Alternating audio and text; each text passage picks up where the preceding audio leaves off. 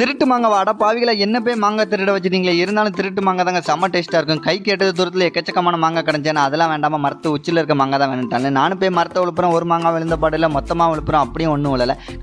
கடைசியில் தம்பியை மரத்தில் ஏறி விட்டு அவனும் நல்லா மாங்காலாம் பறிச்சு போட்டான். டே கத்தியில் இடம் எப்படா மாங்காய் வெட்டுவேன்னு கேட்க முடியல. இருந்தேன் ஏற்கனவே கத்தி என் கை இருக்குன்னு சொல்லிட்டு என் தம்பி கையாலேயே மாங்காய் உடச்சு கொடுத்துட்டான். அதுலேருந்து ஒரு பீஸ் எடுத்து டேஸ்ட் பண்ணி பார்த்தேன். செம புளிப்பாக இருந்துட்டு இதை எப்படா சாப்பிட முடியும்னு கேட்க முடியல. இருந்தேன் உனக்கு நான் ஒன்று சூப்பராக ஒன்று பண்ணி தரேன்னு சொல்லிட்டு மாங்காலாம் கவரில் பிச்சு போட ஆரம்பிச்சிட்டேன். பிச்சு போட்ட மாங்காய் மேலே வத்தப்படியெல்லாம் தூவி விட்டு உப்பு அப்படியே பரசி விட்டு அப்படியே பிணைய ஆரம்பிச்சிட்டான்டே. என்னடா பண்ணுறேன்னு கேட்க சொல்லி இருந்தே ஒரு 5 நிமிஷம் சொல்லிட்டு அப்படியே வெயிட் பண்ண சொல்லிட்டான். என்ன அப்படியே கவரில் பொட்டன மாதிரி பொணிஞ்சு நல்லா துணிலாம் துவைக்க ஆரம்பிச்சிட்டு ஒரு 5 நிமிஷம் ஊற வச்சுட்டு ஓப்பன் பண்ணி பார்க்குறான். வேறு லெவலில் இருந்துச்சுங்க. எனக்கு அப்படியே நாக்கில் எச்சு ஊற ஆரம்பிச்சிட்டு அப்படியே அவன் டேஸ்ட் பண்ணி பார்த்துட்டு வேறு லெவலில் இருக்குன்னா அப்படியே தம்பிங்க ஃப்ரெண்ட்ஸுக்கெல்லாம் டேஸ்ட் பண்ணி பார்த்துட்டு சூப்பராக இருக்குது அப்படின்னாலும் நானும் ஒன்று எடுத்து டேஸ்ட் பண்ணி பார்த்தேன். அடி பொலியாக இருந்துச்சுங்க. அந்த கிளைமேட்டுக்கு அப்படியே மாங்காய் புளிப்புக்கும் அந்த உரைப்புக்கும் வேறு லெவலில் இருந்துச்சு. இதே மாதிரி நீங்கள் மாங்காலாம் சாப்பிட்றீங்களா? அதை மறக்காமல் அப்படியே ஒரு கமெண்ட் பண்ணிடுங்க. இந்த வீடியோ பிடிச்சிருந்தா மறக்காமல் ஒரு லைக் பண்ணிட்டு அப்படியே ஒரு சப்ஸ்கிரைப் பண்ணிடுங்க ஃப்ரெண்ட்ஸ்.